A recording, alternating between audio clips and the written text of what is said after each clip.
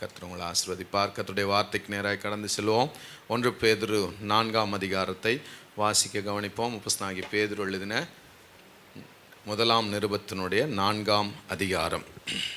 இப்படி இருக்க கிறிஸ்து நமக்காக மாமிசத்திலே பாடுபட்டபடியால் நீங்களும் அப்படிப்பட்ட சிந்தையை ஆயுதமாக தரித்து கொள்ளுங்கள்.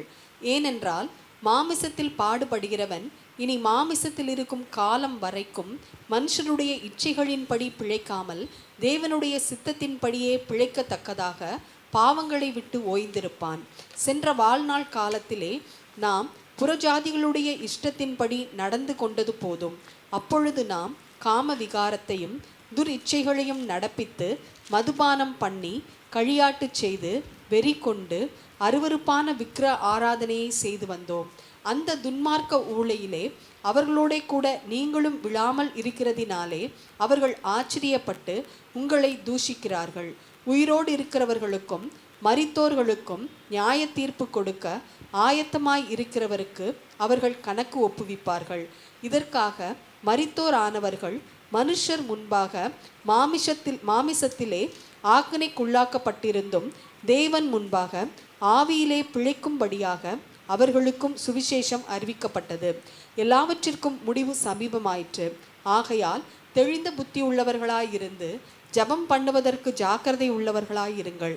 எல்லாவற்றிற்கும் மேலாக ஒருவரில் ஒருவர் ஊக்கமான அன்புள்ளவர்களாயிருங்கள். அன்பு திரளான பாவங்களை மூடும்.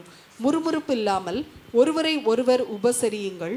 அவனவன் பெற்ற வரத்தின்படியே நீங்கள் தேவனுடைய பற்பல கிருபையுள்ள ஈவுகளை பகிர்ந்து கொடுக்கும் நல்ல உக்கிரக்கார போல ஒருவருக்கொருவர் உதவி செய்யுங்கள்.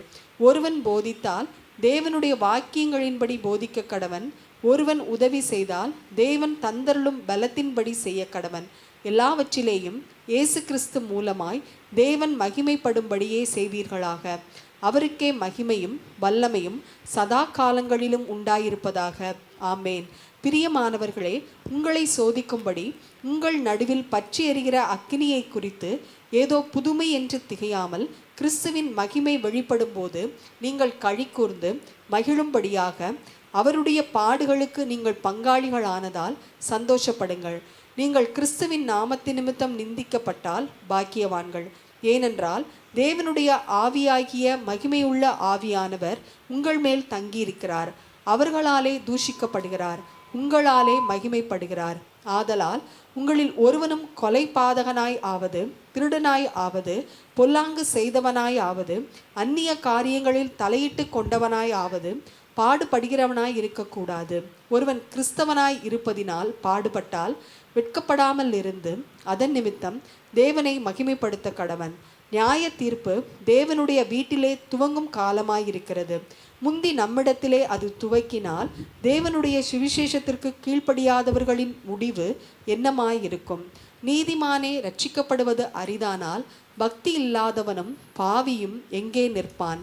ஆகையால் தேவனுடைய சித்தத்தின்படி பாட அனுபவிக்கிறவர்கள் நன்மை செய்கிறவர்களாய் தங்கள் ஆத்துமாக்களை உண்மையுள்ள சிருஷ்டி கர்த்தாவாகிய அவருக்கு ஒப்பு கொடுக்க கடவர்கள். ஒரு ஆமேன் சொல்லுவோம். ஆமேன். ஒரு அருமையான நிருபம்.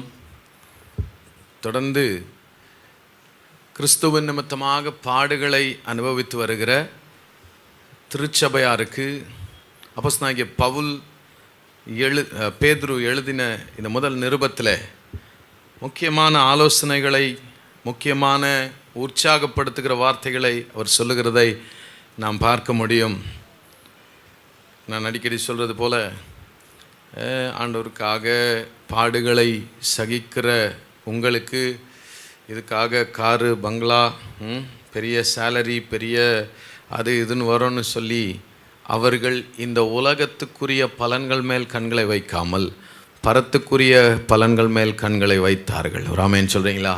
They focused on the earthly, heavenly rewards than the earthly rewards. அந்த உலகத்தில் இருக்கிற காரியங்களை குறித்து சொல்லி அவர் அதை அவங்கள என்கரேஜ் பண்ணல. இன்றைக்கி நிறைய அப்படி வந்துருச்சு உபதேசங்கள், நூதன உபதேசங்கள். ஆண்டவர் சொன்னார், இடுக்கமான வாசல் வழியாக என்ன செய்யுங்கள்? உட்பிரவேசியுங்கள். அது எங்கே போகிறது? ஜீவனுக்கு போகிறது. ஆனால் அந்த இடுக்கமான வாசலை இன்றைக்கு நவீன பிரசங்கியாளர்கள் கொஞ்சம் கொஞ்சமாக என்ன செய்தார்கள், அகலப்படுத்தி நல்லா நம்மளுக்கு வசதியாக பயணிக்க கொடுத்து விட்டார்கள். ஆனால் ஆண்டவர் சொன்னார், விசாலமான வாசல் என்றைக்குமே அது எங்கே போகிறதா இருக்கிறது, கேட்டுக்கு போகிறதா இருக்கிறது. ஆகவே இடுக்கமான வாசல் வழியாய் உட்பிரவேசிக்கிற அந்த சபையை பார்த்து அவர் கொடுக்கிற ஆலோசனைகளை நம்ம கவனிக்கணும். முதல் வசனம் இப்படி இருக்க, கிறிஸ்து நமக்காக மாம்சத்தில் பாடுபட்டபடியால் நீங்களும் அப்படிப்பட்ட சிந்தையை என்ன செய்து கொள்ளுங்கள், ஆயுதமாக தரித்து கொள்ளுங்கள். Christ knew that he will be suffering. He had been called to suffer, endure it. இயேசுவானவருக்கு நல்லாவே தெரியும், அவர் இந்த பூமியிலே பாடு அனுபவித்து நமக்காக மரிக்கிறதற்காக அவர் அனுப்பப்பட்டார் என்பதை. எத்தனை பேர் ஆமென் சொல்கிறீங்க? ஆமென். இப்போ அவர் சொல்கிறாரு, நீங்களும் அப்படிப்பட்ட சிந்தையை.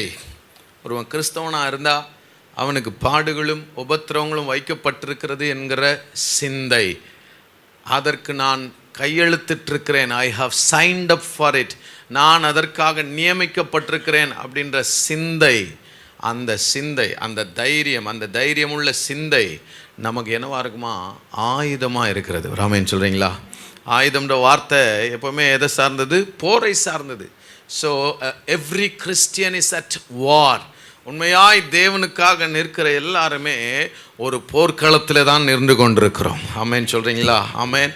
ஆகவே கிறிஸ்துவை அறியாதவர்களிடத்திலிருந்து நமக்கு வருகிற பலவிதமான, கிறிஸ்துவை அறியாத ஜனங்கள் நம்மை பலவிதமான நிந்தைக்குள்ளே, பாடுகளுக்குள்ளே, உபத்திரவங்களத்தில் உட்படுத்தினாலும் நமக்குள்ளே ஒன்று இருக்கணும், இதுக்காக நான் கையெழுத்திட்டிருக்கிறேன், இதுக்காக நான் சைன் அப் பண்ணியிருக்கிறேன், நான் இதுக்காக என்னை ஒப்பு கொடுத்துருக்கிறேன்.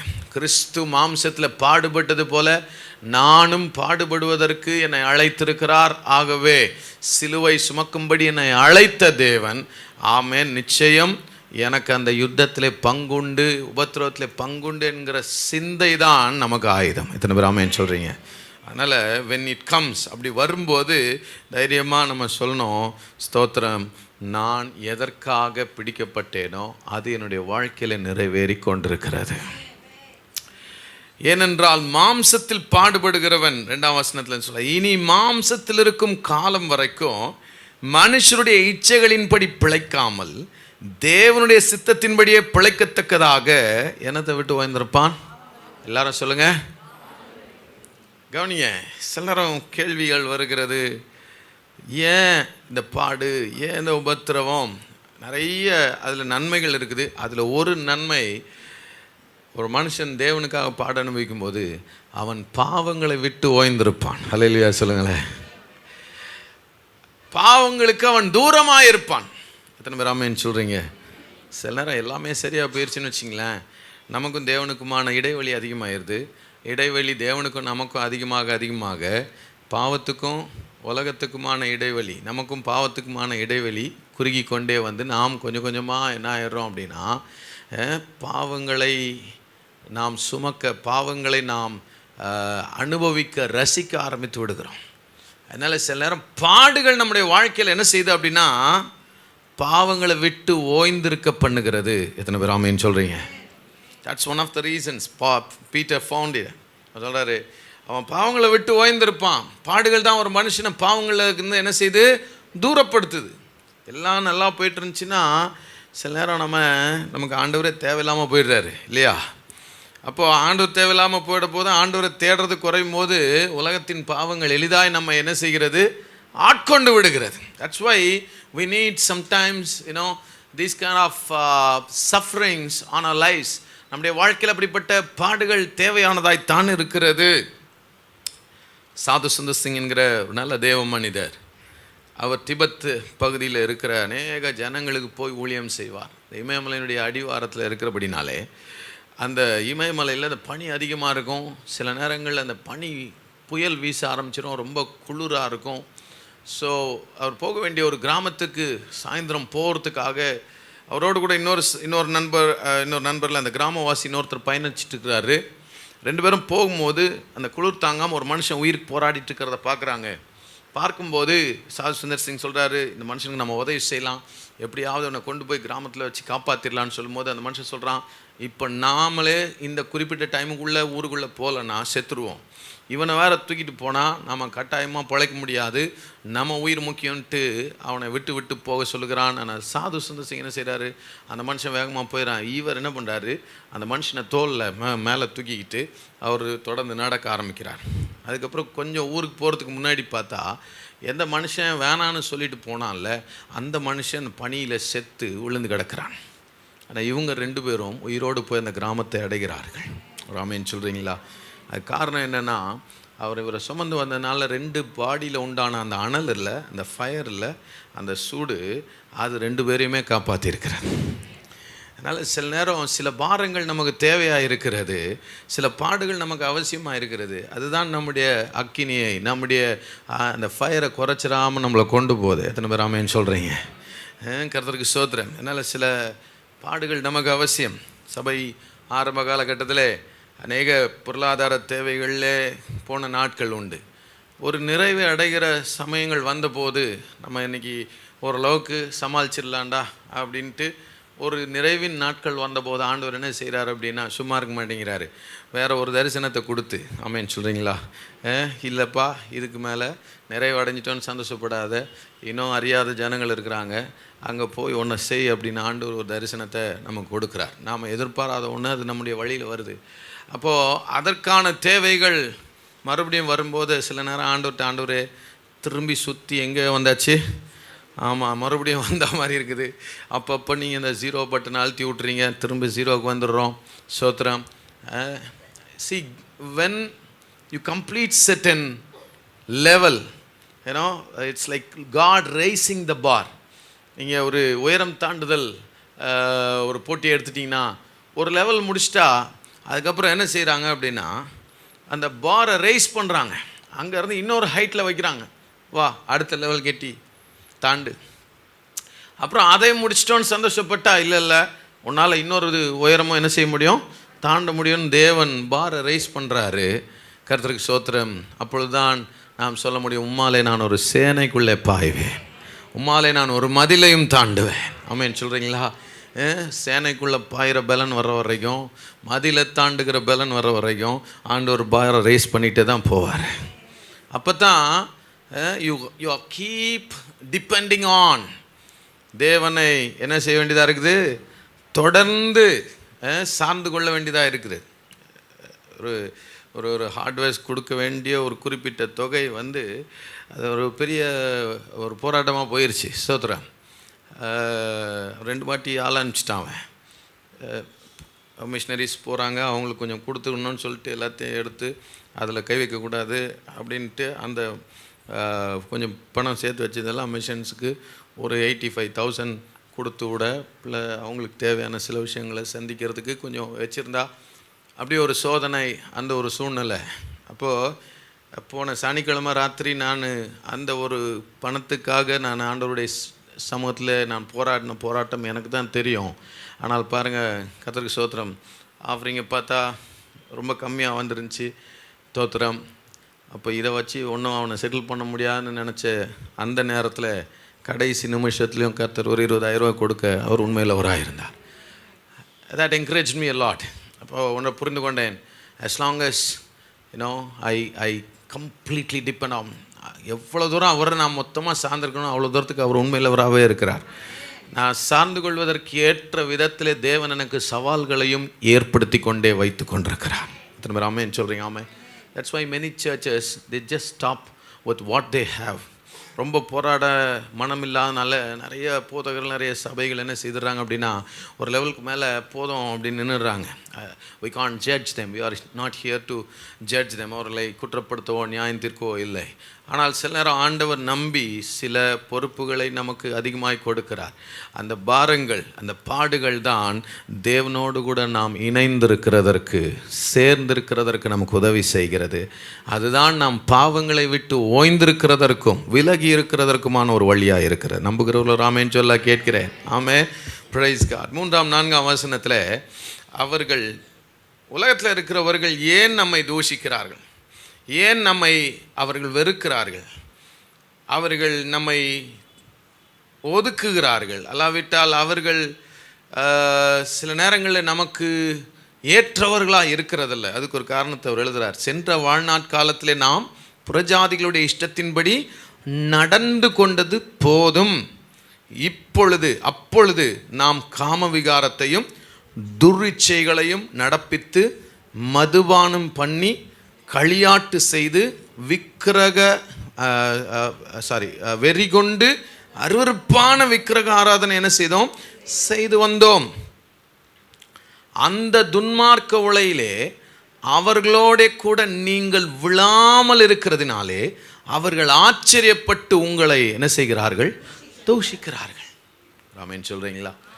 ஆண்டவருக்குள்ள நீங்கள் ஒரு வேற்று மார்க்கத்தில் இருந்து வந்திருப்பீர்களானால் வந்த நாட்களில் உங்களுக்கு இருந்த அந்த சவால்களை யோசிச்சு பாருங்க. சொந்தம் பந்தங்கள், சொந்த குடும்பத்தார் தொடர்ந்து நம்மளை கேள்விகளால் என்ன செய்வாங்க? தொலைச்சிக்கிட்டே இருப்பாங்க. அவதூறான வார்த்தைகளினால் நம்மளை காயப்படுத்திக்கிட்டே இருப்பாங்க. புதுசாக பைபிளை தூக்கிட்டு போயிட்டான், நீங்கள் இல்லாததான், அங்கே ஏதோ பணம் கொடுக்குறாங்க போல இருக்குது, என்னென்னவோ சொல்கிறாங்கல்ல. இப்படிலாம் சொல்கிறதுக்கு காரணம் என்ன தெரியுமா? அங்கே பேர் ரொம்ப அழகாகிறார். அந்த நாட்களில் நீ என்னதெல்லாம் செஞ்சுட்டு வந்த? காம விகாரம், துர்இச்சைகள், மதுபானம், களியாட்டு, வெறி. அப்போ மதுபானம் குடிக்கிறவங்களோட நண்பர்களாக இருப்போம். அவன் விடவே மாட்டான், குடிக்கிற ஆட்களை விடவே மாட்டாங்க. ஏதாவது சொல்லி குடிக்கிறதுக்கு கூட்டு போயிடுவான்.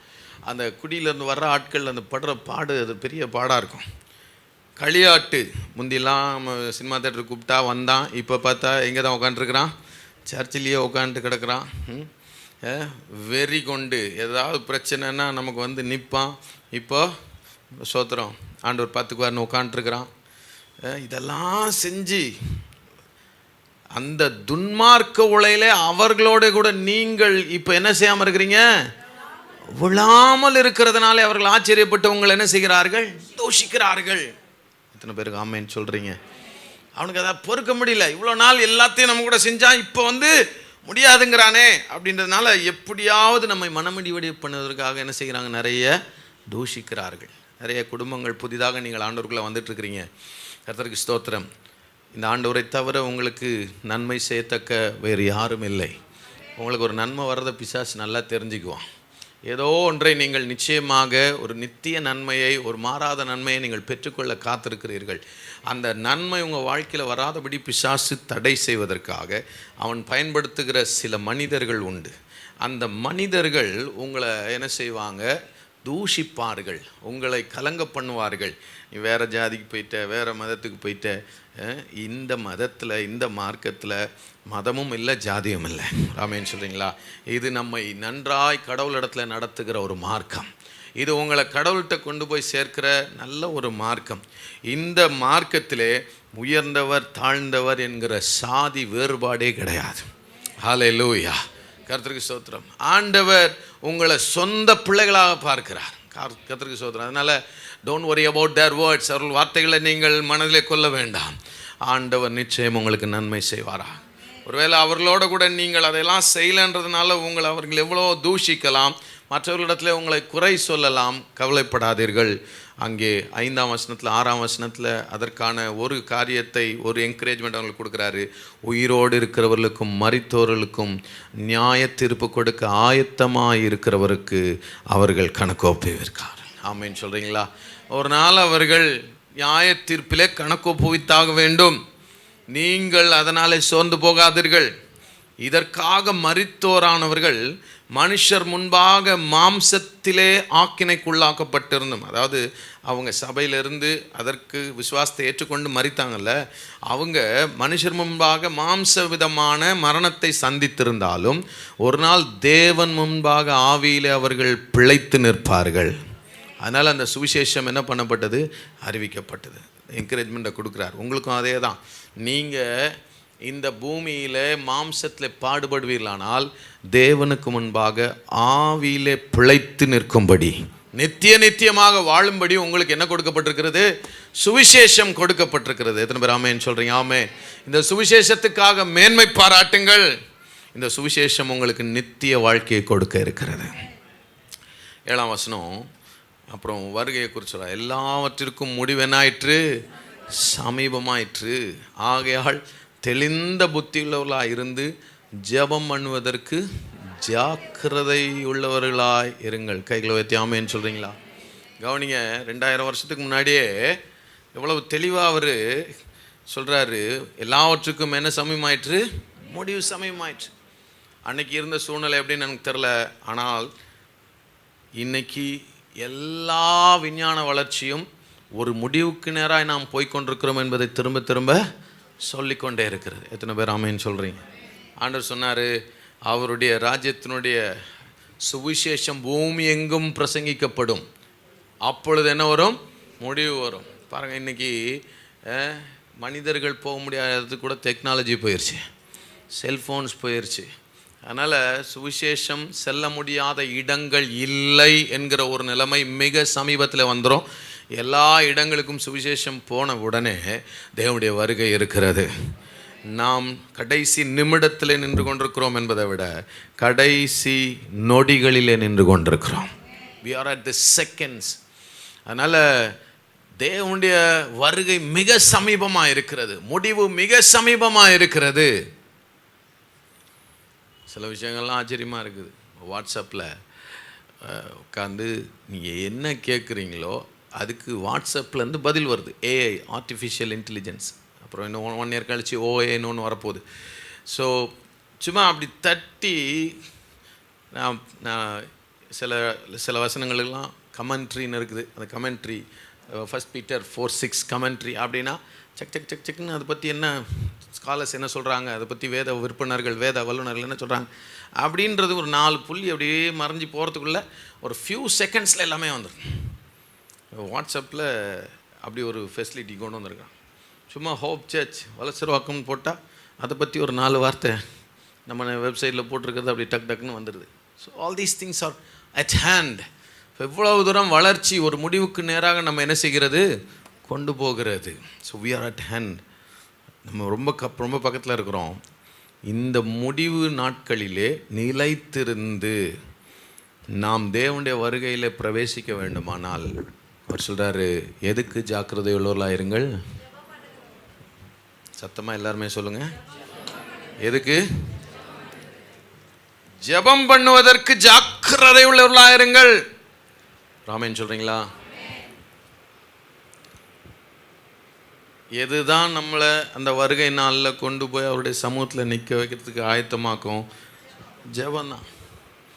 ஜெபம் பண்ணுவதற்கு என்னவாருங்க, ஜாக்கிரதையா இருங்க. வான் பண்ணுறாரு, இல்லாட்டினா கொஞ்சம் கொஞ்சம் கொஞ்சம் ஹார்ஷாகவே சொல்கிறாரு, ஜாக்கிரதை உள்ளவர்களாயிருங்கள்.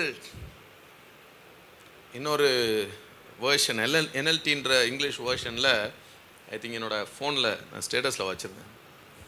ஃபோன் இல்லையா? சரி, ரொம்ப அழகான வார்த்தைகளில் அதை கொடுத்துருந்தாங்க. நம்முடைய புரிந்து கொள்ளுதலுக்காக சில வேர்ஷன்ஸில் நம்மளை இன்னும் ஸ்ட்ராங்காக அப்படிப்பட்ட ஒரு நான் எடுக்கிறதுக்கு முன்னாடி என் ஸ்டேட்டஸஸ் யாராவது எடுத்திருந்தீங்கன்னா வாசிங்க, யாரும் எடுக்கலன்னா பரவாயில்ல, வாசி. The end of the world is coming soon. Therefore, be earnest and disciplined in your prayers. Ramen சொல்கிறீங்களா? உலகத்தினுடைய முடிவு சமயமாக இருக்கிறது. அதனால் ஏர்னஸ்ட்னா தீவிரமாக இருங்கள். அதே நேரத்தில் டிசிப்ளின், எல்லாரும் சொல்லுங்க, அது discipline in your prayers. In other words, do you have a disciplined prayer life? உங்க ஜெப வாழ்க்கையில் ஒரு டிசிப்ளின் இருக்குதா? என்னைக்காவது ஏதாவது பாடு பிரச்சனை வந்தால் ஜெபம் பண்ணுற ஆளாக இருக்கிறோமா? இல்லை தினந்தோறும் ஒரு குறிப்பிட்ட நேரத்தை ஒதுக்கி தேவனோடு கூட சஞ்சரிக்கிற ஜெபம் பண்ணுற ஆட்களாக இருக்கிறோமா? நல்லா கவனிங்க. 3 விதமான ஜெபங்கள் நம்ம லைஃப்பில் எதிர்பார்க்கப்படுது. ஒன்று, நம்ம கடவுளுக்காக ஒரு குறிப்பிட்ட நேரத்தை ஒதுக்கி என்ன செய்யணும், ஜெபம் பண்ணணும். அது பரிசுத்தவானுடைய அனுபவம். தானியேல் 3 வேளையும் என்ன செய்யினார், ஜெபம் பண்ணார். தாவீது அந்தி சந்தி மத்தியான நேரங்களில் என்ன செய்யினார், ஜெபம் பண்ணார். They appointed a time, they fixed a time to spend with God in prayer. Do you have a disciplined prayer? ரெண்டாவது, அது அந்த குறிப்பிட்ட நேரம் நான் முடிச்சிட்டேன் அப்படின்னு இல்லாமல் ஒரு நாள் முழுவதும் 24 ஹவர்ஸும் நம்முடைய இருதயம் என்ன செய்கிறதா இருக்கணும் அப்படின்னா ஆண்டவரோட கனெக்ட் ஆகி ஆண்டவரோட பேசி கொண்டதா இருக்க வேண்டும். ராமேன் சொல்றீங்களா? Do not limit your prayer life or prayer experience within hours. It's for 24 hours. ஒரு ஊழியக்கார் பிரசங்கம் பண்ணும்போது சொன்னார், அவர் அநேக ஊழியர்களோடு கூட அவர் தங்கி இருக்கிற அனுபவங்கள் கிடைத்த போது ஊழியக்காரங்க ரொம்ப டயர்டாக ராத்திரி கூட்டங்களை முடிச்சுட்டு டயர்டாக படுப்பாங்க, படுத்தோடனே தூங்கிடுவாங்க. ஆனால் அடிக்கடி புரண்டு படுக்கும் போதெல்லாம் சோத்திரம் சோத்திரம் சோத்திரம் அப்படின்ட்டு கொஞ்ச நேரம் ஸ்தோத்திரம் சோத்திரன்ற வார்த்தைகள் கேட்கும். அப்போ அவர் கேட்டாராம், ஐயா நீங்கள் ராத்திரி எவ்வளோ டயர்டாக படுத்தீங்க, அப்புறம் நடுவில் எழுந்து சோத்திரம் சோத்திரம் நீங்களே அப்படின்னா, இல்லையே எனக்கு தெரியலையே, நான் நல்ல டயர்டாக படுத்து காலையில் தானே எழும்புனேன் அப்படின்வான். அவர் என்ன சொல்கிறாரு, அவர்கள் சரீரம் களைப்பாய் இருந்தாலும் அவருடைய ஆவி ஜெபம் பண்ணிக்கொண்டே இருக்கிறாங்க. ஆமென், பிரைஸ் காட். சில நேரம் உங்களுடைய தூக்கத்தில் கூட உங்களுடைய சரீரத்தையும் தாண்டி உங்கள் ஆவியில் ஒரு ஜெபம் ஓடிக்கொண்டே இருக்க வேண்டும். ஏன்னா the moment you wake up, திடீர்னு எழுந்துக்கிறீங்க அப்படின்னா எழுந்த உடனே முதல் ஒரு நீங்கள் சொல்கிற வார்த்தை இயேசு அப்படின்னு சொல்லுவதாக இருக்க வேண்டும். இயேசுன்னு கூப்பிட்டு ஒரு ப்ரேயர், ஒரு ஜெபம் உங்கள் ஸ்பிரிட்டில் இந்த 24 ஹவர்ஸ் ப்ரேயர் நடக்கும்போது தேவன் 25th ஹவர்னு ஒன்று வச்சுருக்கிறார். அது அவர் கிரியை செய்கிற ஒரு அவர் இருக்கும். அந்த ஹவரை நம்ம பார்ப்போம். நம்புறவங்க ராமேன்னு சொல்கிறீங்களா? மூணாவது, சபையோடு ஒருமனப்பட்டு ஜெபிக்கிற ஜெபங்கள் இருக்க வேண்டும். அந்த 2 பேர் 3 பேர் நாமத்தில் ஒருமனப்பட்டிருந்தால் அவர்கள் நடுவில் இருப்பேன். அவர்கள் எந்த காரியத்தை குறித்தாகிலும் வேண்டிக் கொள்ள ஒருமனப்பட்டால் அவர்களுக்கு இங்கே கட்டப்படுவது பரலோகத்தில் கட்டப்படும், இங்கே கட்டவிழ்ப்பது பரலோகத்தில் என்ன செய்யப்படும்? கட்டவிழ்க்கப்படும். இப்படி ஆண்டவர் வாக்குத்தத்தங்களை கொடுத்துருக்கிறாரு. சபையாகவும் ஜெபிக்க வேண்டும். ஜெபம் பண்ணுவதற்கு என்ன உள்ளவர்களாயிருங்கள்? ஜாக்கிரதை உள்ளவர்களாயிருங்கள். Have a discipline prayer. அதனால தான் சபையில் சில ப்ரேயர் டிசிப்ளின்ஸை வைக்கிறோம். வெறும் ஞாயிற்றுக்கிழமை சேர்ச்சை ஆரம்பித்து நடத்திட்டு போகிறது ரொம்ப எளிது. அதனால் பிள்ளைகளுக்கான நேரம், வேலைக்கு போகிற சகோதரிகளுக்கான நேரம், வாலிப பிள்ளைகளுக்கான நேரம். ஆனால் டிசிப்ளின் நிறைய பேருக்கு இல்லை. We should have it. The church should have it. If you are a part of the church, make sure you are being a part of this. Discipline yourself. எனக்குன்னு என்னுடைய கேட்டகரியில் எனக்குன்னு வச்சுருக்கிறாங்க, பிள்ளைக்குன்னு வச்சுருக்கிறாங்க, வாலிபனாகி எனக்குன்னு வச்சுருக்கிறாங்கன்னா make sure you don't have any other point. வேறு எதுவும் வச்சுக்காம அந்த நாளை ஒதுக்கிறதுக்கு பழகுங்க. ஜெபம் பண்ணுவதற்கு என்ன உள்ளவர்களாயிருங்கள். பக்கத்தில் பார்த்து சொல்லுங்கள், ஜாக்கிரதையாக இருக்கீங்களா? Are you vigilant? Are you disciplined?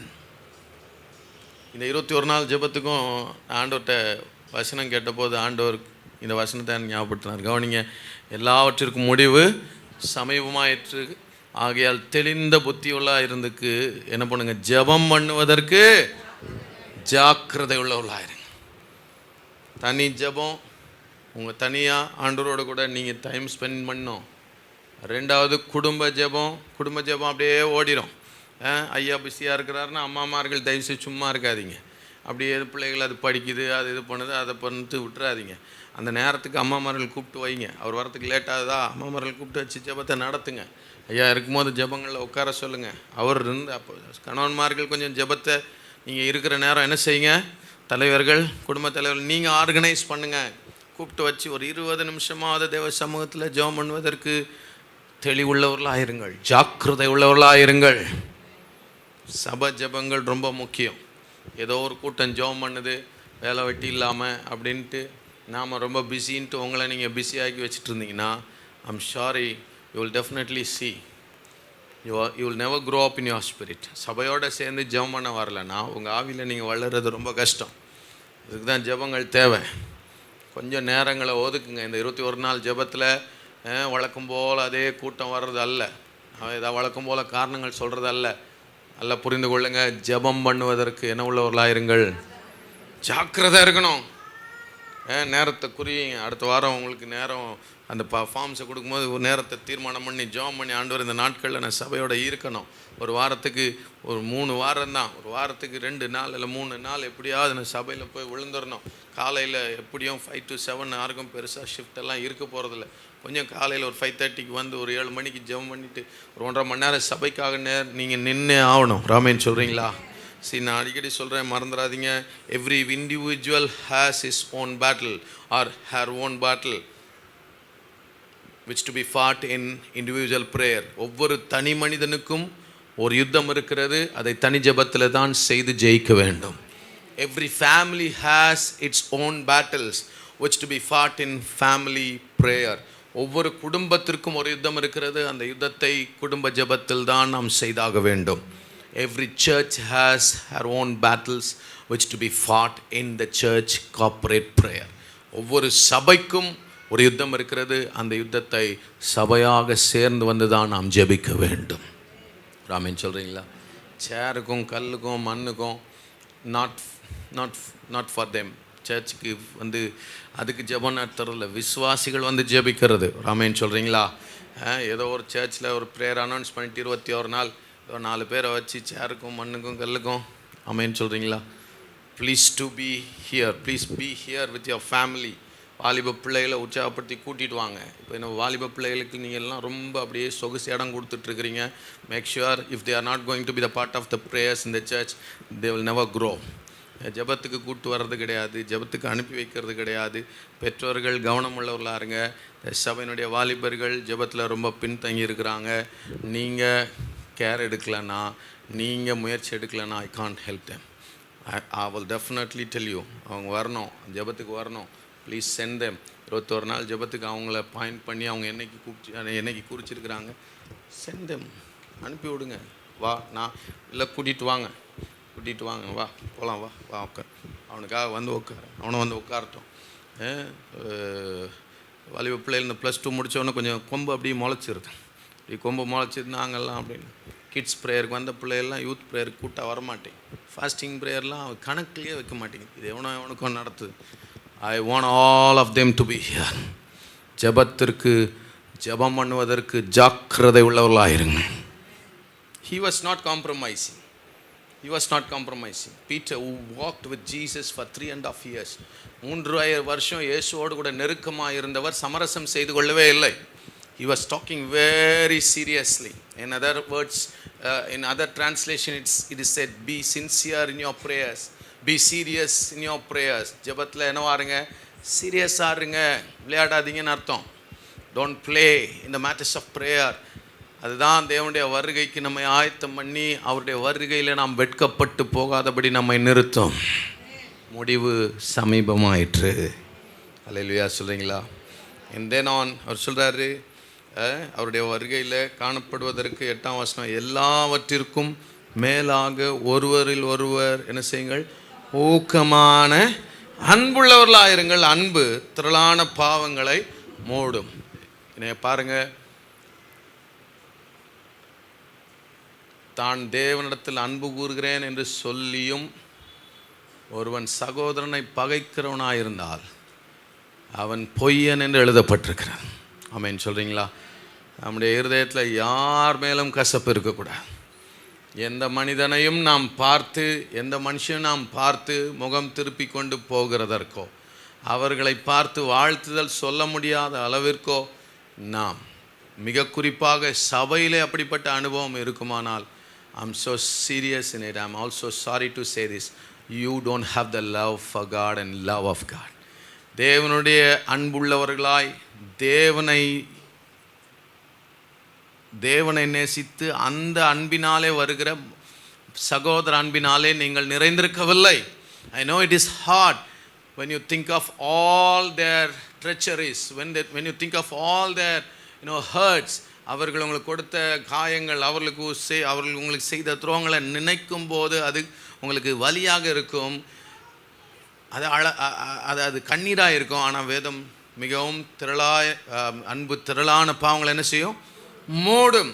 அந்த தேவ அன்புனால் நிறைஞ்சிருந்தால் தான் ஆண்டவரே இந்த மனுஷனை என்னால் மன்னிக்க முடியவில்லை, எனக்கு கிருபை கொடுங்கன்னு சொல்லி ஆண்டவர் சமூகத்தில் போய் அவருடைய அன்பினால் நிரப்பும் போது தான் பிதாவே இவர்களுக்கு மன்னியும், தாங்கள் செய்கிறது இன்னதென்று அறியாதிருக்கிறார்கள் ஹல்லேலூயா என்று ஜெபிக்க முடியும். எத்தனை பேர் ஆமேன்னு சொல்கிறீங்க? அந்த அன்பு நம்மகிட்ட இருக்கணும், ஊக்கமான அன்பு. அதாவது திரும்ப திரும்ப திரும்ப என்ன எத்தனை காயப்படுத்தினாலும் அவர்களை ஊக்கமாய் நேசிக்கிறதற்கான அன்பு அது தேவனிடத்துல இருந்து தான் வரும்.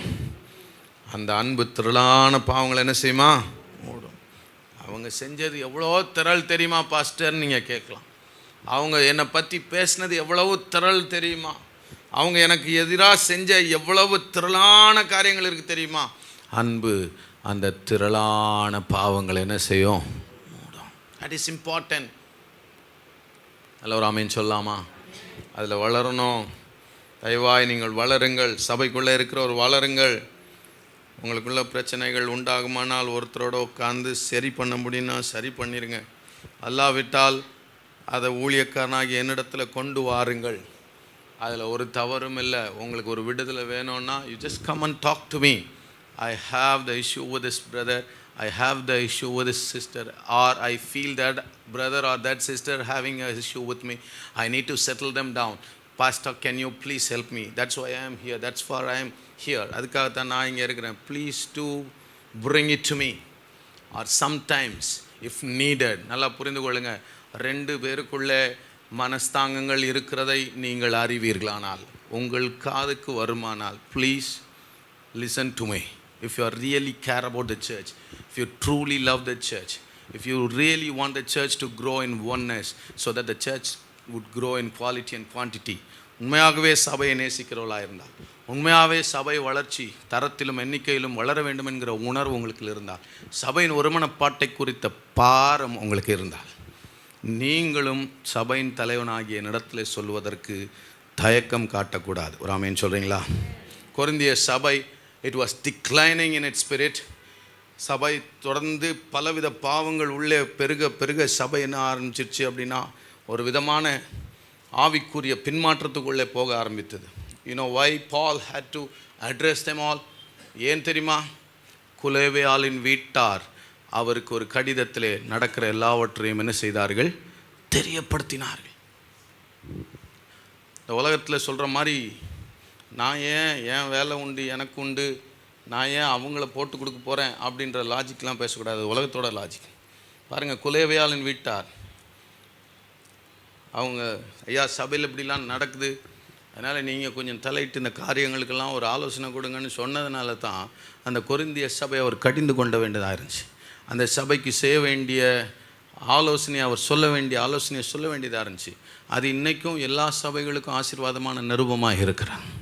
அதனால் there is nothing wrong to bringing it to the leadership in a right motive. If you happen to look at the problem between a brother and a brother, or a brother and a sister, or a sister and a sister, make sure you are also bringing it to the knowledge of the leader so that he would try to make a peace between them. சகோதரர்கள் நடுவில் ஒற்றுமையை உண்டு பண்ணுகிறதற்கான ஒரு முயற்சியாக ஜெபத்தோடு நீங்கள் அதை செய்வீர்களானால் சமாதானம் பண்ணுகிறவர்கள் பாக்கியவான்கள், அவர்கள் தேவனுடைய புத்திரராக இருப்பார்கள். கரங்களை உயர்த்தி ஆமென் சொல்லாமா? ஸோ ஊக்கமான அன்பு. அதுக்கப்புறம் ஒரு முக்கியமான காரியத்தை அவர் பேசுகிறாரு. என்ன செய்யுங்கள்? முறுமுறுப்பில்லாமல் ஒருவரை ஒருவர் என்ன செய்யுங்கள்? நல்லா எல்லாரும் வாசிங்க அதை. நல்லா ஆமென் சொல்கிறீங்களா?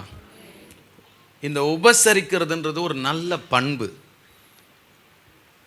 இப்போ அதெல்லாம் கொஞ்சம் கொஞ்சமாக என்ன சீட்டு வருது? மாறிட்டே வருது.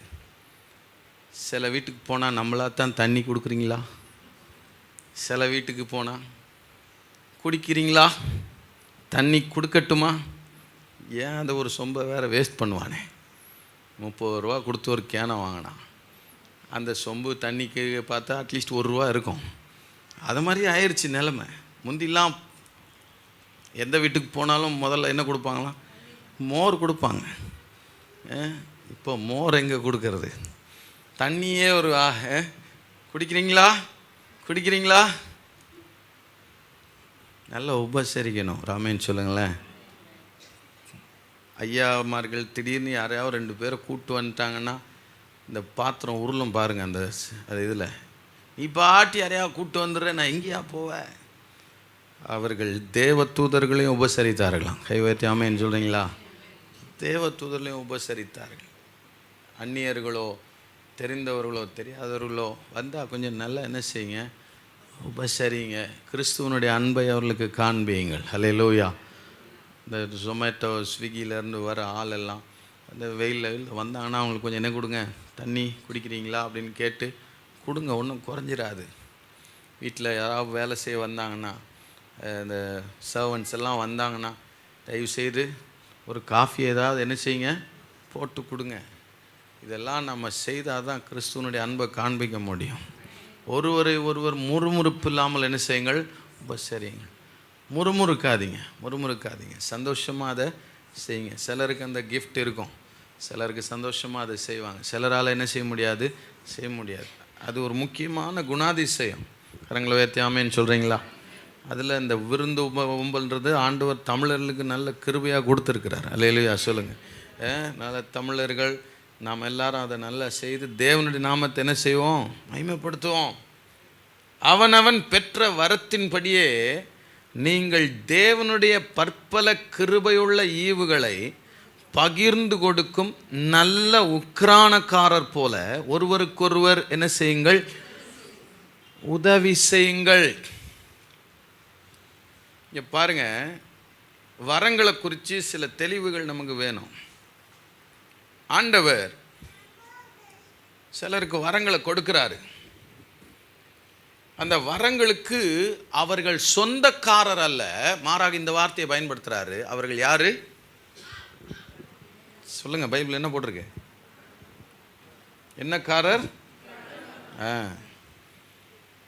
உக்கிரானக்காரர் அப்படின்னா என்னன்னா ஸ்டூவர்ட்ஸ். இங்கிலீஷில் ஸ்டூவர்ட்ஸ் இந்த வார்த்தைக்கு தெளிவாக சொல்லணும்னா, அவருக்கு அந்த பொருள் மேலே அந்த அந்த அது மேலே முழு அதிகாரம் இருக்கிறது. எதுக்காக? தன் சொந்த ஆதாயத்துக்காக இல்லை, அது எதற்காக கொடுக்கப்பட்டதோ அந்த நோக்கத்தை நிறைவேற்றுவதற்காக. ராமேன் சொல்கிறீங்களா? சபையினுடைய காணிக்கைகள்லாம் வருது அப்படின்னா எல்லாத்தையும் ஏன் இஷ்டத்துக்கு நான் என்ன செய்ய முடியாது, எடுத்து செலவு பண்ண முடியாது. எனக்கு வாழ்வாதாரத்துக்கு என்ன தேவையோ அதை எடுத்துக்கிட்டு மீதியை சபையினுடைய அடுத்த வளர்ச்சிக்கு, தேவனுடைய ராஜ்யத்தினுடைய வளர்ச்சிக்கு நாங்கள் என்ன செய்யணும், கவனமாக அதை செயல்படுத்தணும். அதுக்கு பேர் தான் stewardship. I am not the owner. ஆண்டவர் ஒரு வரத்தை கொடுக்குறாருன்னா அதுக்கு நீ யார் இல்லை அப்படின்னா ஓனர் கிடையாது. ஆண்டவர் உனக்கு ஒரு பாடலை கொடுக்குறாருன்னா அந்த பாடலுக்கு நீ உக்கிரானக்காரனை தவிர நீ யார் கிடையாது, ஓனர் கிடையாது. இப்போ பாட்டு எழுதுகிறவங்கலாம் காப்பிரைட் அடிச்சு விட்டுறான். எந்த சர்வீஸில் பார்த்தாலும் சர்வீஸ் முடித்து யூடியூப்பில் போனால் காப்பிரைட்னு வருது. ஏன்னா அவன் என்ன செய்தான்னா அந்த பாட்டை யாரோ பாடின பாட்டை அவன் பாடி வச்சுருக்கிறான். எந்த காலத்துலேயோ எழுதின பாட்டு. யார் சில பாட்டெல்லாம் யார் பாடினாங்கன்னு கூட தெரியாது, இவன் பாடி வச்சுட்டு அதில் கேட்டால் காப்பிரைட்டு. ஆவிக்குரிய இளையராஜாக்கள் நிறைய அதிகமாயிட்டான். ஏன் பாட்டு? அவன் டைரக்டரு ப்ரொடியூசரு கோடிக்கணக்கில் உனக்கு சம்பளத்தை கொடுத்து பாட்டை எழுதி வாங்கி வச்சு அதில் சம்பளத்தையும் வாங்கிட்டு இது ஏன் பாட்டு, நீ பாடக்கூடாது, பாடினா எனக்கு ராயல்ட்டி பே பண்ணணும், ராயல்ட்டி பே பண்ணணும், அப்படி இப்படின்ட்டு பண்ணுற மாதிரி உலகத்துலேயும் ஆட்கள் ஆகிட்டாங்க. இதெல்லாம் எவ்வளோ தூரம்னு எனக்கு தெரியல. ரெண்டாவது, இந்த பாட்டு ஒருத்தர் தான் அப்படின்னா அப்புறம் நல்லா பாட்டு எழுதுகிற தம்பி மாதிரிலாம் எழுமுனாங்கன்னு சந்தோஷப்பட்டா இவனெல்லாம் ஒரு கூட்டமாக சேர்ந்துட்டான். இவனுங்க எல்லாம் ஒரு கூட்டமாக சேர்ந்துட்டாங்க. நல்லது, பாட்டு எழுதுன கத்திரிக்கு நல்ல பாடல் அதெல்லாம் ஆண்டவர் வரமாக கொடுத்தா இந்த பாடல்கள் மூலமாக வர்ற கூட்டத்தை தன்னுடைய இச்சையை நிறைவேற்றுறதுக்காக, தன்னுடைய கொள்கையை நிறைவேற்றுறதுக்காக அவங்கள எல்லாரையுமே தன் வசப்படுத்தி கொள்ளுகிற ஒரு கூட்டம் இப்போ பெருகிருச்சு. அதனால் வரங்கள் விஷயத்தில் ரொம்ப கவனமாக இருக்கணும். வரங்கள் நாம் ஒருத்தருக்கு ஒரு கிஃப்ட்டை கொடுக்குறோம், அவங்களுக்கும் நமக்கும் ஏதாவது ஒரு தர்ம சங்கடம் ஆயிடுச்சுன்னா நாம் என்ன செய்ய மாட்டோம், அந்த கிஃப்டை திரும்பி வாங்க மாட்டோம். சில ஆள் இருக்கிறான், அதையும் செய்வான். இருக்கிறதுலையே கீழ்த்தரமான புத்தி அது ஒன்று. எதனா ஒன்றாச்சுன்னா லிஸ்ட்டு போட்டு வாங்கிடுவான். என்ன செய்வான்? லிஸ்ட்டு போட்டு வாங்கிடுவான். என் டீமே அப்படி பண்ணுற ஆள்லாம் நான் பார்த்து சரி போடா அப்படின்ட்டு கொடுத்து விட்றேன். அதில் ரிட்டன் அப்படின்ட்டு போடுவான் மெசேஜில். இவன் என்னவோ கொடுக்கும்போது ரிட்டன் பண்ணுன்னு சொல்லிட்டு கொடுத்தா மாதிரி சீப் பிஹேவியர். அது மாதிரிலாம் ஆள்லாம் இருக்கிறான். பரவாயில்ல, எனிவே. ஆனால் தேவன் அவ்வளோ சீப்பான ஆள் கிடையாது. அவர் வரத்தை ஒருத்தன் கொடுத்துட்டாருன்னா திரும்ப என்ன செய்யறதில்ல, எடுக்கிறது. பின்மாற்றத்துக்கு போன எத்தனையோ பெரிய பெரிய ஊழியக்காரர்கள் பெற்ற வரத்தினாலே ஹீலிங் பண்ணியிருக்கிறாங்க. நானே கிறிஸ்துன்னு சொல்லிக்கிட்ட ஆட்கள்லாம் கூட அவங்க சாவர வரைக்கும் ஹீலிங் கிஃப்ட்லாம் ஆப்ரேட் ஆகிருந்துருக்குது. தேவன் வரத்தை எடுக்கிறது கிடையாது. ஆனால் அந்த வரங்கள்னால உண்டாகிற அந்த அந்த ஆதாயத்தை தங்கள் இச்சைகளுக்காக ஜனங்க என்ன பண்ணிடுறாங்க, சில ஊழியர்கள். ரொம்ப கஷ்டமாக இருக்குது. உலகத்தில் ஒரு ஸ்டாண்டர்ட் இருக்குது சில விஷயங்களுக்கு. அதெல்லாம் முறிச்சு போட்டு எல்லா பொம்பளை பிள்ளைகளெல்லாம் மேடையில் கூப்பிட்டு ரவுண்டாக குத்து ஆடிட்டுருக்கான். அது அது அது இந்த குத்து சாங்குக்கெலாம் இப்போ உலகத்தில் ஆடுவாங்க பாரு, அதை விட மோசமாக ஆடிட்டுருக்குது. பாஸ்டர் சேர்ந்து என்ன செய்துட்டுருக்கிறான், ஆடிட்டுருக்கிறான். இப்போ வரங்கள் உள்ளவர்கள் கவனமாக இருக்கணும். நம்ம வரத்தினால என்ன பண்ணுறோம், அவுட்புட் என்ன. So be careful. கடைசி நாளில் அந்நாளில் அநேகர் கர்த்தாவே கர்த்தாவே உமது நாமத்தினாலே தீர்க்க தரிசனத்தை சொல்லும் அல்லவா, உமது நாமத்தினாலே பிசாசுகளை துரத்தினோம் அல்லவா, உமது நாமத்தினாலே அற்புத அடையாளங்களை செய்தோம் அல்லவான்னு சொல்லுவாங்களாம். ஆனால் அவர் சொன்னார், நான் உங்களை என்ன செய்வேன் அறிய. ஆண்டவர் அறியாமல் வல்லமைகளை என்ன செய்ய முடியும், செயல்படுத்த முடியும். ஆண்டவரே தெரியாமல் இருக்கலாம். பென்னிஹின் சமீபத்தில் ஒரு இன்டர்வியூவில் ஓப்பனாக சொன்னார். வல்லமையான ஊழியக்காரர் அவர். எல்லாம் பார்த்து நாங்கள் ஆச்சரியப்பட்டு அவர் ஓப்பனாக சொல்கிறாரு. அவர் ஒரு கார்டியக் அரெஸ்ட்டில் ஹாஸ்பிட்டலில் அட்மிட் பண்ணப்போ almost he departed from his body. தன்னுடைய சரீரத்துலேருந்து ஆவி பிரிந்து போய் தேவனுக்கு முன்னாடி நிற்கும் போது ஆண்டவர் சொன்னாராம், நீ என்னுடைய உறவிலிருந்து எத்தனையோ வருஷங்களாகிடுச்சு என்னை விட்டு தூரம் போய். அவர் சொல்கிறாரு, நான் எத்தனையோ அற்புத அடையாளங்கள்லாம் கூட்டத்தில் நடக்குது, ஜனங்கள்லாம் ஆவியில் நிறைஞ்சு விழுவுறாங்க, எல்லாம் நடக்குது. ஆனால் ஆண்டவர் என்கிட்ட சொன்னார், என்னோடய உறவில் நீ என்ன செய்யலை, சரியா இல்லை. இப்போ நான் பிரசங்கம் பண்ண செழிப்பு உபதேசம்லாம் தவறுன்னு அவரே ஓப்பனாக கன்ஃபெஷன் பண்ணுறாரு. அந்த மாதிரி நிறைய நேரம் வரங்களை பார்த்து மயங்கிறாதீங்க. அந்த வரங்கள் உள்ளவர்கள் உங்களுக்கு ஆண்டவர் வரங்களை கொடுத்தா கவனமாக அதை ஆண்டவருக்கு மாத்திரம் மகிமையை கொண்டு போகிறதா. அதனால் வர்ற எந்த இன்ஃப்ளூயன்ஸையும் நம்முடைய ஆதாயத்துக்காக பயன்படுத்தக்கூடாது. சில வரங்கள் உள்ள நல்ல ஊழியர்கள் எந்நேரம் பணம் பணம் பணம். சபைகளெல்லாம் சபைகளாயிராது. தயவு செய்து கவனமாக இருங்க. பணத்தையே ஆதாயமாக கொண்டு பணத்தையே பொருளாக கொண்டு நடக்கிற சபைகள் பெருகி கொண்டிருக்கின்றன. Need to be careful. மிக கவனமாக இருங்கள். அதில் ஒரு எழுதுகிறாரு,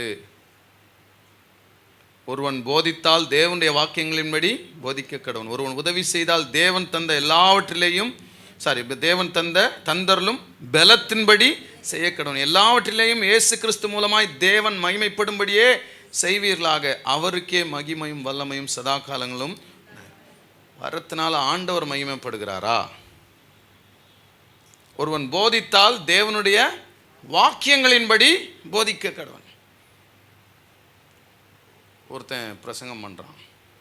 ஆண்டவருடைய சமூகத்தில் பரலோகத்தில் இந்த கல்லெல்லாம் சொல்லிருந்துச்சுல்ல, சஃபயர் ஸ்டோன், இந்த மாதிரி 3 விதமான கல் இருக்குது அப்படின்னு வெளிப்படத்தில் போட்டு. ஒரு கல் ரெட் கலராக இருக்கும், இன்னொரு கலர் க்ரீன் கலராக இருக்கும், இன்னொரு கலர் ப்ளூ கலராக இருக்கும். அப்போ சொல்கிறான், இந்த RGB கலர் தான் இந்த பப்பில் போடுற மாதிரி லைட்டு தான் பரலோகத்தில் இருக்கும். அதனால் சர்ச்சு எது மாதிரி தான் இருக்கணும், பப்பு மாதிரி தான் இருக்கணும் அப்படின்றான். அவன் டைட்டிலே சர்ச்சா பப்பா அப்படின்னு வச்சு, சர்ச்சு எப்படி தான் இருக்கணும், பப்பு மாதிரி தான் இருக்கணும். அவருடைய சமூகத்தில் இடி முழக்கங்கள் வந்துச்சான். அதனால் இந்த பேஸ் ஊஃபர்லாம் வச்சு தொம்முன்னு நல்லா ட்ரம்ஸை போட்டு அடித்தாதான் அது என்னது, இடி முழக்கம்.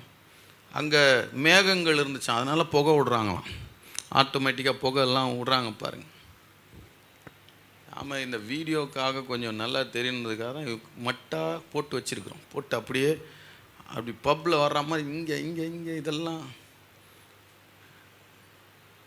அவன் பிரசங்கம் பண்ணுறான். பைபிள்லேருந்து இதெல்லாம் எடுத்து சொல்லி சர்ச்சு பப்பு மாதிரி இருக்கணும் சார், நம்ம தான் வந்து அவங்க நம்ம இதை எடுத்துக்கிட்டாங்க அப்படின்னு பிரசங்கம் பண்ணிட்டு இருக்கிறான் யூடியூப்ல.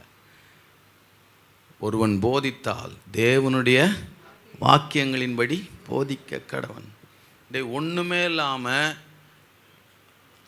மரத்தடியில் ஒரே ஒரு பேண்டை வச்சுக்கிட்டு நடக்கிற சபைகளில் தேவ பிரச்சனை அதிகமாக இருக்குடா. ஒருவன் உதவி செய்தால் தேவன் தந்தரலும் பலத்தின்படி என்ன செய்ய கடவன்? உதவி செய்ய கடவன். என்னை கவனிங்க, கொஞ்சம் டைமாக இருந்தாலும் கொஞ்சம் பேசுகிறேன். ரொம்ப போய் ஆகணுன்னா நீங்கள் யாரையும் டிஸ்டர்ப் பண்ணாமல் போகலாம். அதனால் கவனிங்க. உங்களுக்கு உதவி செய்கிற வரம் இருக்குமானால் தேவன் தந்தரலும் பலத்தின்படி என்ன செய்யுங்க? நான் இதுக்கு நிறைய வியாக்கியானங்கள்லாம் தேடி பார்த்தேன். நான் அப்படியே பிளெயினாக இருக்கிறபடி சொல்லிட்டு போகிறேன். புரிந்து கொள்ளுங்க. நான் திரும்பவும் சொல்கிறேன், உங்களுக்கு ஒரு பலனை கொடுத்துருக்குறாரு. அந்த பலத்துக்கு உட்பட்டு தான் நீங்கள் ஒருத்தருக்கு என்ன செய்யணும்? உதவி செய்யணும். உங்களுக்கு ஒருத்தருக்கு பண உதவி தேவைப்படும், பண உதவி செய்ய வேண்டிய ஒரு சூழ்நிலை வந்துச்சுன்னா நீங்கள் செய்ய வேண்டியது என்ன? உங்களால் ஒரு பணத்தை கொடுத்து அது திரும்ப வராதுனாலும் பரவாயில்ல, நான் அதை மறந்துடுறேன் அப்படின்னு சொல்கிற அளவுக்கு உங்களுக்கு என்ன பலனோ அதை நீங்கள் கொடுத்து என்ன செய்திடணும்? ஆமாம், ஒரு 2000 ரூபா கொடுத்து பரவாயில்ல, திரும்ப வரலைனாலும் பரவாயில்ல அப்படின்ற நிலைமைக்கு இருக்குதுன்னா கொடுத்து என்ன செய்யுங்க? அவன் 20,000 ரூபா கேட்டாலும் கொடுத்து மறக்கிற அளவுக்கு நீங்கள் செய்ய முடியும்னா செஞ்சுருங்க. நீங்கள் 20,000 ரூபா கேட்டால் சில அம்மாமார்கள் கொண்டு போய் நகையை வீட்டுக்காரனுக்கு தெரியாமல் அடகு வச்சு அதை அடுத்த வாரமே மூட்டி தந்துறேன்னு சொல்லி கடைசியில் அது அந்த அம்மா இங்கே ஓடி போயிடுது. இதெல்லாம் வந்து கவனமாக இருக்கணும். உங்களுக்கு உதவி செய்கிறதா இருந்தால் கூட தேவன் கொடுக்குற பலத்தின்படி என்ன செய்யுங்க? ஒரு ஆள் தேவையில் உள்ள இருக்க ஆளுக்கு நல்லா என்ன செய்யுங்க? ஜெபம் பண்ணுங்க. உங்களால் என்ன செய்ய முடியுமோ செய்து நீங்கள் உங்கள் பலத்தின்படி செய்து அதுக்கப்புறம் அவங்க கொடுக்கலனாலும் பரவாயில்ல, மறந்துடுங்க. ஒரு ஆமைன்னு சொல்லுங்கள். ரொம்ப பலத்துக்கு மிஞ்சி எதுலையாவது நீங்கள் போய் மாட்டிடாதீங்கன்னு பைபிள் சொல்லுது. உங்கள் வரமே அது உங்களுக்கு உதவி செய்கிறது. சில ஆள் கஞ்சாமுட்டி அவனுக்கு ஒன்றும் வராது, அது வேற. உங்களுக்கு உதவி செய்கிற வரமே இருந்தாலும் எந்த பலத்தின்படி சொல்லுங்கள்? தேவன் தந்தரலும் பலத்தின்படி செய்ய கடவன். அதுக்கப்புறம் 12ஆம் வசனத்திலிருந்து, பிரியமானவர்களே, உங்களை சோதிக்கும்படி உங்கள் நடுவில் பற்றி எரிகிற அக்கினியை குறித்து ஏதோ புதுமை என்று திகையாமல் கிறிஸ்துவின் மகிமை வெளிப்படும் போது நீங்கள் கலிகூர்ந்து மகிழும்படியாக அவருடைய பாடுகளுக்கு நீங்கள் பங்காளிகளானதால் எனப்படுங்கள். வாழ்க்கையில் பாடுகள் உபத்திரவங்கள் வரும்போது, எஸ்பெஷலி கிறிஸ்தவனாக இருந்து பாடுபட்டதுனால உபத்திரவங்கள் பாடுகள் வரும்போது நீங்கள் என்ன செய்தாருங்க? ஏதோ புதுமை என்று என்ன செய்யாதீங்க? திகையாகுங்க. ஐயோ என்னடா அது புதுசா, என்ன பிரச்சனையா இருக்குது, போராட்டமாக இருக்கு, திகைக்க வேணாம். வசனம் ரொம்ப தெளிவாக சொல்லுது, அவர் பாடுபட்டார், அவருடைய பாடுகளுக்கு நானும் பங்காளி. அதனால திகைக்காம என்ன பண்ணணுமா? சத்தமாக சொல்லுங்க, என்ன பண்ணணும்? சந்தோஷப்படணும். அப்படி வந்துச்சுன்னா நமக்கு வர வேண்டிய ஆட்டிடியூட் என்ன தெரியுமா? என் குருநாதரையே அப்படி செய்வார்களானால் எனக்கு செய்யாமல் இருப்பார்களா? எனக்கு செய்வாரானா என்ன அர்த்தம்? நான் அவருடைய பாடுகளுக்கு பங்காளி. பவுல் சொல்கிறாரு, கிறிஸ்துவின் உபத்திரவத்தில், அவருடைய சரீரத்தில் உண்டான உபத்திரவத்தில் குறைவானதை என் சரீரத்தில் நிறைவேற்றும்படி நான் ஆசைப்படுகிறேன். அவரை மாதிரி உபத்திரவப்படலைங்க, அவரை மாதிரி பாட அனுபவிக்கலைங்க. அதில் ஏதாவது மிச்ச நச்சம் வச்சுருந்தாங்கன்னா அதையும் சேர்த்து நான் என் சரீரத்தில் நிறைவேற்றும்படி ஆசைப்படுகிறேன். அதுதான் கிறிஸ்டியன் லைஃப்னுடைய. கிறிஸ்துவின் நாமத்து நிமித்தம் நிந்திக்கப்பட்டால் யாரு பாக்கியவான்? ஏனென்றால் தேவனுடைய ஆவியானவர், மகிமையுள்ள ஆவியானவர் உங்கள் மேல் தங்கியிருக்கிறார். அவர்களாலே தூஷிக்கப்படுகிறார், உங்களாலே என்ன செய்கிறார்? மகிமைப்படுகிறார். அவங்க உங்களை தூஷிச்சா உங்களை தூஷிக்கலையா, அவர்களாலே அவர் தூஷிக்கப்படுகிறார். ராமேன் சொல்கிறீங்களா? அதனால தான் சவுல்ட்ட ஆண்டவர் சொன்னார், நீ துன்பப்படுத்துகிற இயேசு நானே. அதனால் துன்பப்படுகிறவர்களோட யுத்தம் பண்ணிகிட்டு இருக்காதீங்க, உங்களை நிந்திக்கிறவங்களோட யுத்தம் பண்ணிகிட்டு இருக்காதீங்க, உங்களை பின்னாடி பேசுகிறவங்களோட யுத்தம் பண்ணிகிட்டு இருக்காதீங்க. எத்தனை பேர் ஆமேன்னு சொல்கிறீங்க? தைரியமா நான் கிறிஸ்துவின் பாடுகளுக்கு பங்காளி. அதுக்கப்புறம் ஆதலால் ரொம்ப முக்கியமாக சொல்கிறாரு, உங்களில் ஒருவனும் கொலைபாதகனாயாவது திருடனாயாவது பொல்லாங்கு செய்தவனாயாவது, ரொம்ப முக்கியமாக அந்நிய காரியங்களில் தலையிட்டு கொண்டவனாயாவது என்னவா இருக்கக்கூடாது. என்னைய கவனிங்க, மற்றதெல்லாம் கூட விட்டுறலாம். என்னது? அந்நிய காரியங்களில் தலையிட்டு கொண்டவனாய் நீ என்ன அனுபவிக்கக்கூடாது. இங்கே இருக்கிற முக்கால்வாசி பேர் பாட அனுபவிக்கிறது எதனால் தெரியுமா? அவங்களுக்கு நல்ல குடும்பத்தை ஆண்டவர் கொடுத்துருக்குறாரு, அவங்களுக்கு நல்ல பிள்ளைகளை, நல்ல கணவனை, நல்ல ஒய்ஃபை, எல்லாம் நல்லா. ஆனால் பாடுபடுறது எதனால் தெரியுமா? அந்நிய காரியங்கள். இங்கே பாருங்கள், திரும்பவும் சொல்கிறேன், every one has their own battles. ஒவ்வொருத்தருக்கும் தனிப்பட்ட யுத்தங்கள் இருக்கிறது. Don't fight others battle. அடுத்தவங்களுடைய யுத்தத்தை என்ன பண்ணாதீங்க, நீங்கள் பண்ணாதீங்க. Let him or let her fight her own battle, fight is own battle. உங்கள் யுத்தத்தை செய்கிறதுக்கே உங்களுக்கு நேரம் இல்லை, எனர்ஜி இல்லை. எத்தனை பிராமேன்னு சொல்கிறீங்க? அதுக்கே பெரிய கிருபை தேவைப்படுகிறது. இன்னும் ஓப்பனாக சொல்லவா, சிலர் எப்போ பாரு அக்கா பிரச்சனை, அண்ணன் பிரச்சனை, தம்பி பிரச்சனை, தங்கச்சி பிரச்சனை, மாமன் பிரச்சனை, மச்சான் பிரச்சனை, பெரியப்பா பிரச்சனை, சித்தப்பா பிரச்சனை, இதுலேயே உங்கள் வாழ்நாள் ஓடிக்கிட்டு இருக்குது. நான் சொல்கிறது புரியுதா இல்லையா? Let them fight it. Let them fight it or tell them how to fight it. If you can support them in prayer. உங்கள் பலத்துக்கு மிஞ்சி என்ன செய்யாதீங்க, உதவி செய்யாதீங்க.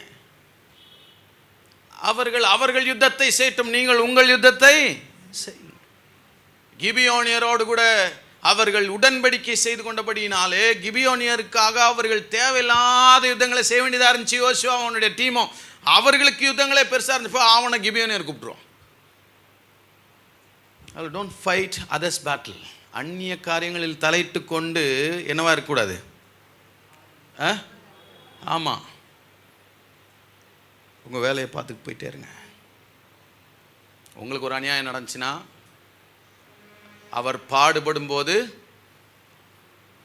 பதில் வையாமலும் பயமுறுத்த போடும்போது அவர் என்ன செய்யல, திரும்ப அவர்களை பயமுறுத்தலை.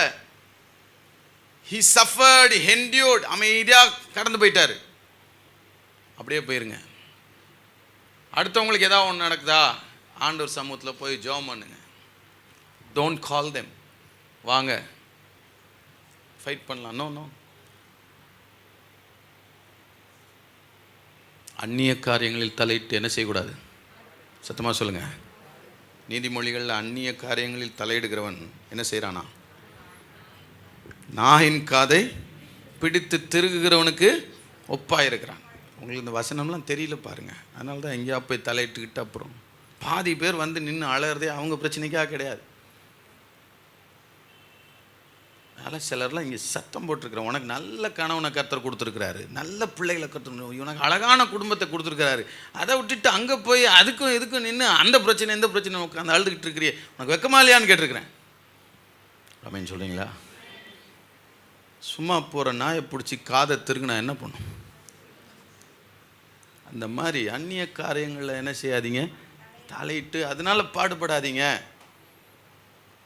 ராமேன் சொல்லலாமா? டைம் இல்லை, நான் வேகமாக முடிக்கிறேன். 19ஆம் வசனம். ஆகையால் தேவனுடைய சித்தத்தின்படி பாடு அனுபவிக்கிறவர்கள் நன்மை செய்கிறவர்களாய் தங்கள் ஆத்துமாக்களை உண்மையுள்ள சிருஷ்டி கர்த்தராகி அவருக்கு என்ன செய்வார்கள், ஒப்பு கொடுக்க கடவர்கள். எப்படி பாடு அனுபவிக்கணும்? சத்தமாக சொல்லுங்கள். எதன்படி? தேவனுடைய சித்தத்தின்படி என்ன செய்யணும்? தேவனுடைய சித்தத்தின்படி பாட அனுபவிக்கிறதுக்கு மூணே ஒரு வசனம் தான். ஒன்று, நீதி நிமித்தம் துன்பப்படுகிறவர்கள் பாக்கியம். நீ நீதியாக நடம் துன்பம் வந்துச்சுன்னா துன்பப்படு. பொய் சொல்கிறாங்களா, உன் பேரை பொய்யான மொழியில் சொல்கிறாங்களா, சந்தோஷப்படு, பரலோகத்தில் உன் பலன் என்ன செய்யும், அவ்வளோதான், போயிட்டே இரு. ரெண்டாவது, வசனத்தின் நிமித்தம் துன்பமும் உபத்திரமும் வரும். விதை வளரும் போது வசனத்தின் நிமித்தம் என்ன வரும்? வசனத்தின்படி வாழ்ந்தா துன்பம் உபத்திரவம் வரும். நில்லு, வேர்கொண்டு நில்லு, தைரியமா நில்லு. மூணாவது, ஒருவன் கிறிஸ்தவனாக இருந்தால் பாடுபட்டால், கிறிஸ்தவனாக இருந்தால் என்ன வரும்? பாடு வரும். சகிச்சுட்டு ஆண்டவரோடு கூட, இதுதான் தேவ சித்தத்தின்படி பாடு அனுபவிக்கிறதே தவிர அந்நிய காரியங்களில் தலையிட்டு கொண்டு நம்ம என்ன செய்ய முடியாது, பாடணும். அதனால் இதெல்லாம் நம்ம கவனித்து இந்த வசனங்களின்படி வாழ்க்கையை வாழ கர்த்தர் நமக்கு உதவி செய்வாராக. Sorry for the delay. நம்ம எழுந்து நின்று ஒப்பு கொடுப்போம்.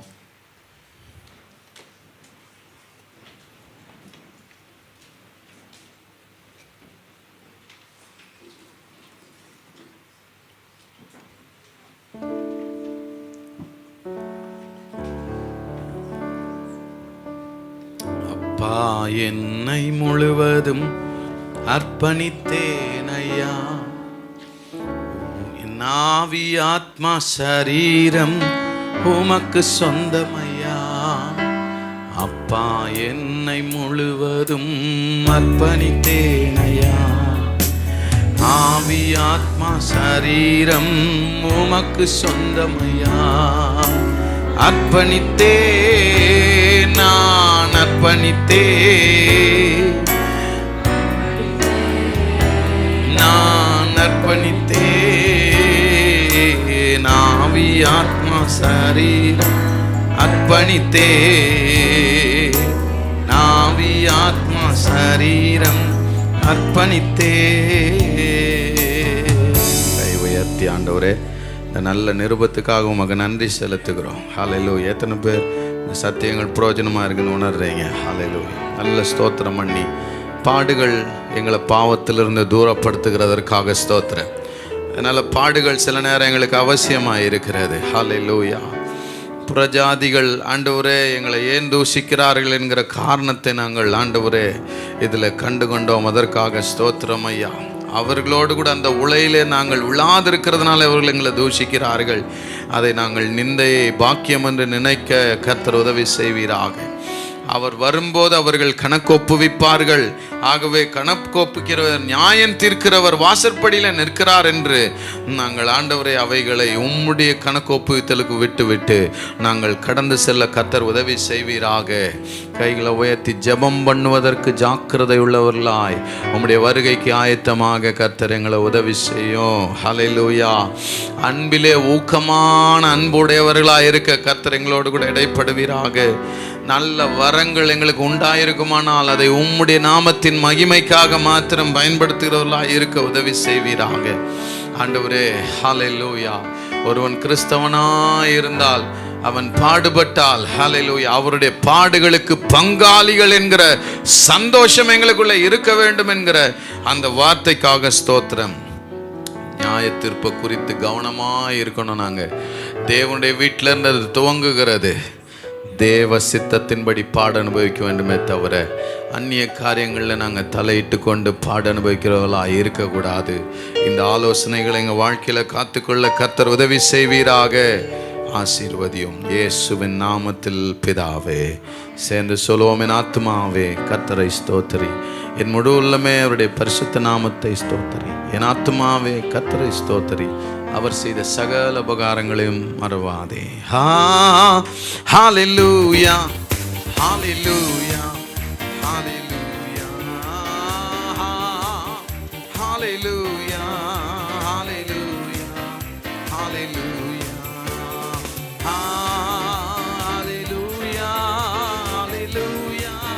ஹல்லேலூயா, ஹல்லேலூயா, ஹல்லேலூயா, ஹல்லேலூயா, அல்லேலூயா. துதி மகிமை என்றும் இயேசுவுக்கு செலுத்திடுவோம். அல்லேலூயா, என்றும் இயேசுவுக்கு செலுத்திடுவோம். ஹல்லேலூயா, ஹல்லேலூயா, ஹல்லேலூயா, ஹல்லேலூயா, ஹல்லேலூயா, ஹல்லேலூயா.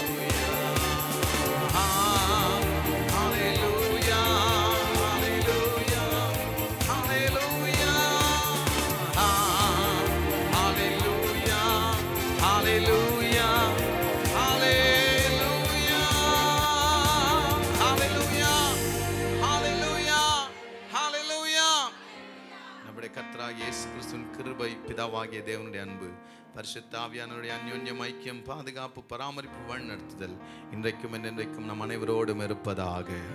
கர்த்தர் உன்னை ஆசீர்வதித்து உன்னை காக்க கடவர். கர்த்தர் தம்முடைய திருமுகத்தை உன்மேல் பிரகாசிக்க பண்ணி உன்மேல் கிருபையாயிருக்க கடவர். கர்த்தர் தம்முடைய முகத்தை உன்மேல் பிரசன்னமாக்கி உனக்கு சமாதானம் கட்டளையிட கடவர். ஆமென். God bless you. கர்த்தர் உங்களை ஆசீர்வதிப்பார். நாளைக்கு காலையில் 5:30 மணிக்கு முதல் நாள் ஜெபம் இருக்கிறது. ஜெபிக்கிறவங்க ஒரு நிமிஷம் உட்காந்து உங்களுடைய தேவையில் இருக்குமானால் அவனுடைய சமூகத்தில் சொல்லி ஜெபம் பண்ணிட்டு போங்க. God would bless you. I know it's too late, but yet you can still